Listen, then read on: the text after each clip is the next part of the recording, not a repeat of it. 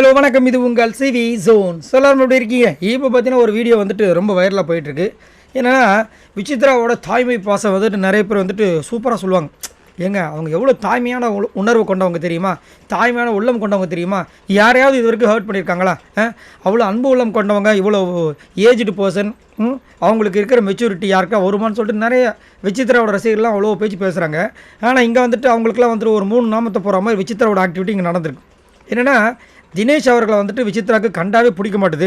அது மட்டும் இல்லாமல் அர்ச்சனா பண்ண தப்ப தினேஷ் தான் சொல்லி அர்ச்சனா பண்ணாங்கன்ற மாதிரி ஒரு விஷயத்த பண்ணும்போது கடைசியில் நல்ல வேலை கடவுளாக பார்த்து அங்கே எல்லோரும் ஒன்றா உட்கார வச்சு அர்ச்சனா வந்துட்டு இல்லை நான் தான் சொல்கிறேன்னு ஒத்துக்கினதுக்கப்புறமா அவங்களே சொல்லிட்டாங்க, சாரி தினேஷ் சார், நான் உங்களை தப்பாக நினச்சிட்டேன் அப்படின்னு.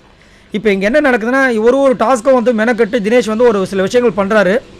நேற்று பார்த்தீங்கன்னா குழந்தைங்க மாதிரி மாறணும்னு சொன்னவொடனே அவரோட ஏஜுக்கு ஆக்சுவலாக கூல் சுரேஷ், மணி, நிக்சன் இவங்களாம் இருக்கும்போது இவங்கள விட ஏஜ்டு பர்சனாக இருக்கிற நம்ம தினேஷ் பார்த்தீங்கன்னா அவரோட மீசு தாடியில் எடுத்துகிட்டு குழந்தைகள் எப்படி இருப்பாங்களோ அதுக்கேற்ற மாதிரி அவருடைய உடை பாவனை மாற்றி ஒரு விஷயத்த பண்ணார். ஆனால் கடைசி வரைக்கும் அவருக்கு கோல்டு சார் கொடுக்கல, சரிங்களா?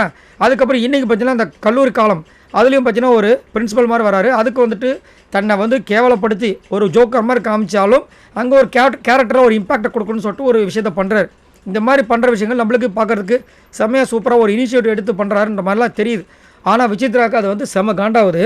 விசித்ரா வந்துட்டு அவரோட அழகை வந்து வர்ணிக்கிறாங்க. என்ன சொல்கிறேன்னா, ஐயோ இந்த மூஞ்சை வந்துட்டு மீசை இருக்கும்போது தாடி இருக்கும்போது பார்க்க சகிக்காது, இதில் மீசையும் தாடி வேறு எடுத்துட்டாரா, அட ஆண்டவா என்னத்தை சொல்கிறதுன்னு தெரியலேன்னு சொல்லிட்டு தனியாக உட்காந்து புலம்பிக்கிட்டு இருக்காங்க. அவர் மீசை தாடியை வச்சுருந்தா என்ன, அவர் மீசை தாடியை எடுத்தா என்ன, ஒரு அம்மா ஸ்தானத்தில் இருக்கிறவங்க இந்த மாதிரி முதல் பேசலாமான்னு சொல்லிட்டு நிறைய பேர் வந்து கலாச்சிட்டு இருக்காங்க. அது மட்டும் இல்லாமல் விசித்ராவை வந்துட்டு ஒரு சில பேர் இப்போ நேற்று வந்து பூர்ணிமா வந்துட்டு அந்த யானை பொம்மையை போயிட்டு போடி சொல்லுன்னு சொன்னவொடனே நிறைய பேர் பொங்கிட்டாங்க. இப்படி வந்து ஒரு அம்மா ஸ்தானத்தில் இருக்கவங்க ஒரு வயசானவங்களை போயிட்டு போடின்னு சொல்லலாமா, நான் கூட பொங்கினேன், நானும் கமெண்ட்ஸ் எல்லாம் போட்டு அந்த வீடியோலாம் போஸ்ட் பண்ணியிருந்தேன். இப்போ அது தப்பு அப்படின்னா இப்போ இவங்க வந்துட்டு ஒரு மீசத்தாடி எடுத்த உடனே அவரை வந்து கலாய்க்கிறது எந்த விதத்தில் நியாயம் அப்படின்னு சொல்லிட்டு விசித்ராவோட ரசிகரில் இப்போ வந்துட்டு தினேஷ் ரசிகர்லாம் வந்து வச்சு செஞ்சுக்கிட்டு இருக்காங்க.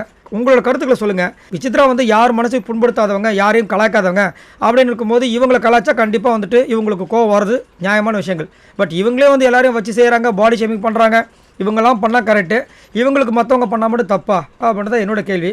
உங்களோட கருத்துக்களை சொல்லுங்கள். இந்த கேமில் உங்களுக்கு தினேஷை பிடிச்சிருக்கா இல்லை விசித்ராவை பிடிச்சிருக்கா, யாரோட கேம் உங்களுக்கு பிடிச்சிருக்கு மறக்காமல் கமெண்ட்ஸ் பண்ணுங்கள். பாய் நண்பர்களே.